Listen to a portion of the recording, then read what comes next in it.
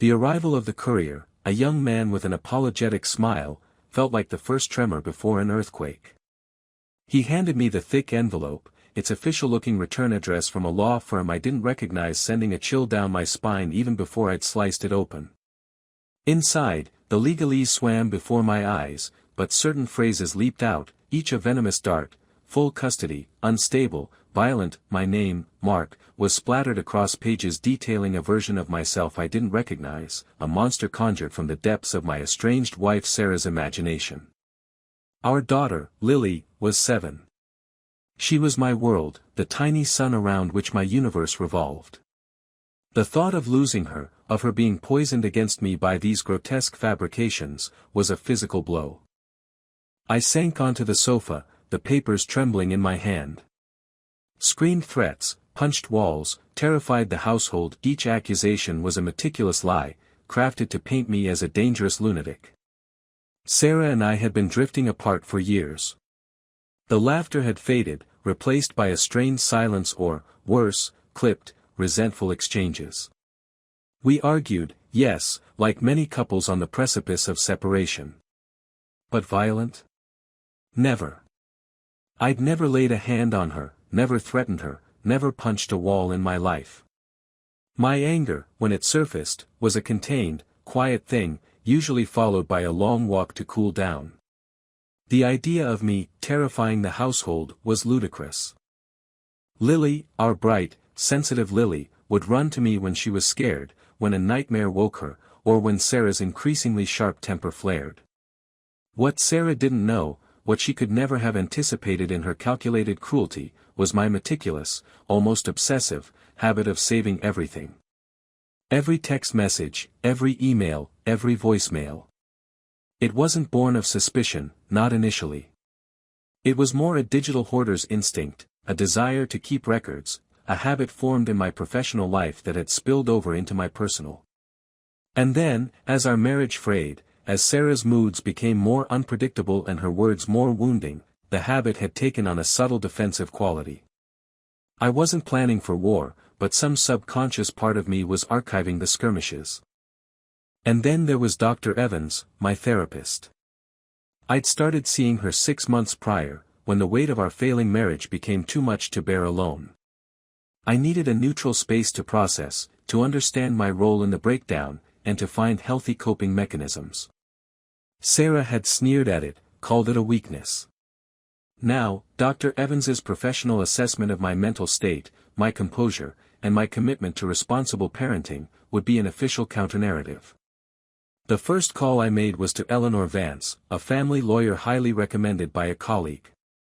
Her voice was calm, measured, a balm to my frayed nerves. I read her excerpts from Sarah's affidavit. "Mr. Henderson," she said, her tone serious but not alarmist, "these are grave accusations. Do you have anything at all, to substantiate your version of events?" "Yes," I said, a flicker of grim resolve igniting within me. "I have texts. I have voicemails. And I have a therapist who will vouch for my stability." "Excellent," Eleanor replied. "Gather everything. Every single piece of communication. We'll need to file a response immediately, and we'll request a hearing." The next few weeks were a blur of legal strategy, emotional turmoil, and a desperate effort to maintain normalcy for Lily during my allotted visitation times. Sarah had already begun her campaign, her voice saccharine when she dropped Lily off, yet her eyes held a chilling triumph. Lily seemed confused, quieter than usual. She'd ask leading questions. "Daddy, Mommy says you get very angry sometimes. Is that why you don't live with us anymore?" Each question was a fresh stab. I answered her as gently and honestly as I could, without badmouthing her mother. "Mommy and I decided it was better to live in different houses, sweetie. And yes, sometimes adults get sad or frustrated, but I would never, ever do anything to scare you or Mommy. You know that, right?" She'd nod, but the seed of doubt Sarah had planted was there. The task of sifting through years of digital communication was emotionally draining. There were loving messages from earlier, happier times, a painful contrast to the later bitterness.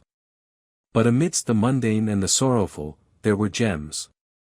Texts where Sarah would provoke, and I would calmly disengage. Voicemails where her tone was aggressive, demanding, a far cry from the terrified victim she portrayed herself to be. And then I found it. The voicemail. It was from about 3 weeks before she filed, after a particularly tense argument where I'd finally said I thought we needed to formally separate and work out a fair co-parenting plan.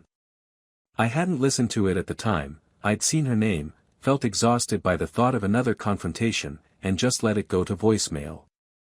Her voice, when I played it back, was cold, laced with a chilling certainty. "Mark, you think you can just walk away and dictate terms? You have no idea what I'm capable of. I'll tell them you're crazy. I'll tell them you're violent.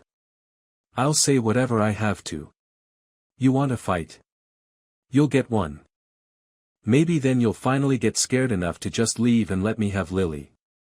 Maybe then you'll learn." My blood ran cold. It wasn't the heated rage of an argument, it was a premeditated threat, a calculated admission of her intent to fabricate. This wasn't just a lie, it was a conspiracy against me, using our daughter as a pawn. I saved it, backed it up multiple times, my hands shaking. This was the key. Dr. Evans, bless her, was horrified when I, with Eleanor's guidance on what was permissible to share, explained the situation. Her affidavit was powerful. Mr. Henderson has consistently presented as a stable, reflective, and deeply caring father. His primary concern throughout our sessions has been the well-being of his daughter and the navigation of his marital breakdown in a manner that minimizes emotional distress for all parties. There has been no indication, clinically or anecdotally, of violent tendencies or emotional instability that would render him unfit as a parent. On the contrary, he has demonstrated remarkable resilience and a commitment to peaceful conflict resolution. The day of the hearing arrived cloaked in a gray, drizzly sky that mirrored my mood. Eleanor was a rock, calm and prepared. Sarah sat across the aisle with her lawyer, looking composed, almost serene. She was dressed demurely, a picture of wronged motherhood. When she took the stand, her performance was flawless. Tears welled in her eyes as she recounted fabricated incidents of my supposed rage, her voice trembling as she described how I'd punched walls. Which walls? Our walls were pristine, and screamed threats. My voice rarely rose above a conversational level, even in anger. She spoke of her fear, of Lily's supposed terror. It was a compelling narrative, and I could see the judge, a stern-faced woman named Judge Alastair, listening intently, her expression unreadable but serious. My stomach churned. What if the judge believed her? What if my evidence wasn't enough? Her lawyer, a slick man named Mr. Davies, guided her through her testimony with practiced ease. When it was Eleanor's turn to cross-examine, she was methodical. She picked at inconsistencies, questioned timelines, but Sarah stuck to her script, deflecting with practiced ease, often dabbing her eyes. Then it was our turn.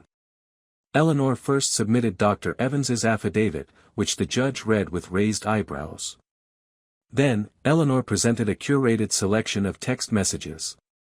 Messages where Sarah was clearly the aggressor, using inflammatory language, while my responses were consistently calm, suggesting we talk later, or refusing to engage in a shouting match via text. "Mr. Henderson," Eleanor asked, "can you describe your reaction when you received these messages from Miss Henderson?" "I felt sad," I said, my voice steady despite the adrenaline. "Frustrated. I wanted to de-escalate, to find common ground, especially for Lily's sake." Sarah scoffed audibly. Judge Alastair shot her a warning glance. Eleanor continued, "Miss Henderson has testified that you frequently screamed threats and terrified the household. Do her text messages to you reflect someone who is terrified?" "No, ma'am," I replied. "They reflect someone who is angry and trying to provoke a reaction." The tension in the courtroom was palpable. Mr. Davies objected frequently, but Judge Alastair overruled him more often than not, her gaze now fixed on Sarah with a new, searching intensity. Finally, Eleanor said, "Your Honor, we have one final piece of evidence." A voicemail message left by Ms. Henderson for Mr. Henderson on October 17. She handed a transcript to the judge and to Mr. Davies, whose face tightened as he read it. "We request permission to play the audio." "Proceed," Judge Alastair said, her voice flat. Eleanor cued the recording. The courtroom fell silent. Sarah's voice, cold and venomous, filled the space. "I'll tell them you're crazy. I'll tell them you're violent. I'll say whatever I have to. Maybe then you'll finally get scared enough to just leave and let me have Lily. Maybe then you'll learn." As her recorded words echoed, Sarah visibly paled. Her lawyer put a hand on her arm, but she looked stricken, her carefully constructed facade crumbling. When the recording ended, the silence in the courtroom was absolute.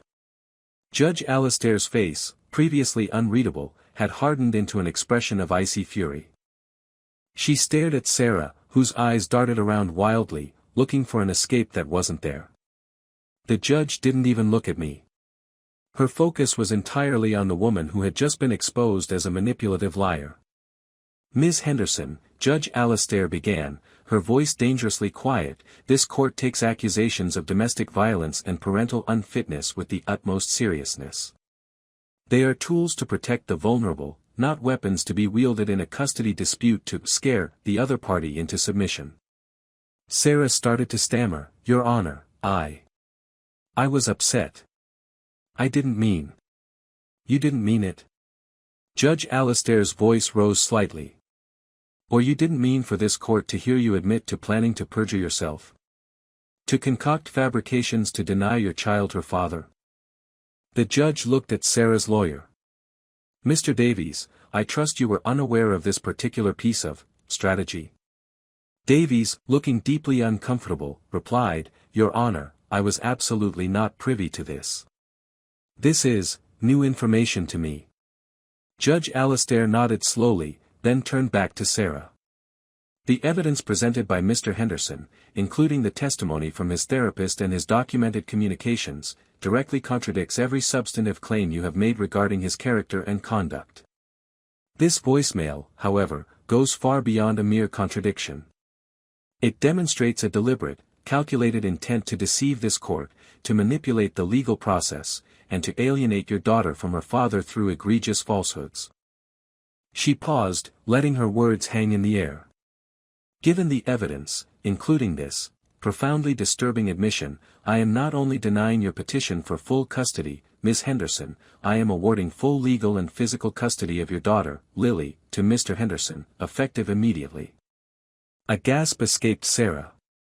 My own breath hitched. Full custody. It was more than I dared to hope for. But Judge Alastair wasn't finished. "Furthermore," she continued, her voice like chips of ice, "based on the evidence of your admitted intent to mislead this court and your subsequent testimony under oath, which appears to be patently false, I am referring this matter to the District Attorney's Office for investigation into charges of perjury." Sarah slumped in her chair as if struck. Perjury. The word hung in the air, heavy and damning. Her lawyer looked aghast. "As for visitation," the judge went on, "Ms. Henderson, your actions demonstrate a profound lack of judgment and a willingness to prioritize your own desires over the well-being of your child. Therefore, you will be granted supervised visitation, 2 hours per week, at a court-approved facility. This arrangement will be reviewed in 6 months, contingent on your participation in court-mandated therapy and a parenting course." The gavel came down with a sharp crack. It was over. The relief that washed over me was so immense it almost brought me to my knees. Eleanor clapped me on the shoulder, a rare smile on her face. Across the aisle, Sarah washen-faced, her lawyer speaking to her in urgent, low tones. She looked utterly defeated, a stark contrast to the confident, tearful victim she had portrayed just an hour earlier. The days that followed were about readjustment. Telling Lily was difficult. I didn't share the ugly details, only that the judge had decided it was best for her to live with me, and that she would still see Mommy, just in a different way for a while. There were tears, confusion, but also, I sensed, a subtle relief in her. The tension she'd been living under, the unspoken conflict, was finally resolved into a new, clearer structure. The supervised visits were awkward at first. A neutral supervisor sat in a sterile room while Sarah tried to engage with a subdued Lily. Sarah was chastened, quiet. The fight had gone out of her, replaced by a weariness that mirrored my own, though mine was laced with the profound gratitude of a battle won, and hers with the bitterness of a self-inflicted defeat. The news of the perjury charge being formally filed came a few weeks later. It was another layer of consequence for Sarah, another stark reminder of how far she had overreached. I felt a strange mix of emotions, not triumph, but a somber vindication. There was no joy in seeing the mother of my child face criminal charges, but there was a grim satisfaction in knowing that the system, for once, had worked to protect the innocent and punish the deceitful. Life settled into a new rhythm. Lily and I found our groove as a two-person household. We cooked together, read bedtime stories, went on weekend adventures. Her laughter became more frequent, her brow less furrowed. She was healing, and so was I. The shadow of the court battle receded, replaced by the mundane and wonderful realities of everyday parenting. Sometimes, late at night, after Lily was asleep, I'd reflect on the sheer destructive power of Sarah's lies and the almost accidental nature of my defense. That saved voicemail, that therapist's affidavit, they were the bulwarks against a tide of malice that could have swept away my life with my daughter. It was a sobering reminder of how fragile truth can be, and how vital it is to protect it, sometimes with the most unexpected tools. I had my daughter, and for that, I would be eternally grateful for digital trails and the courage to bring them into the light. The cost had been high, emotionally and financially, but Lily's safety and happiness were priceless. And in the end, that's all that mattered.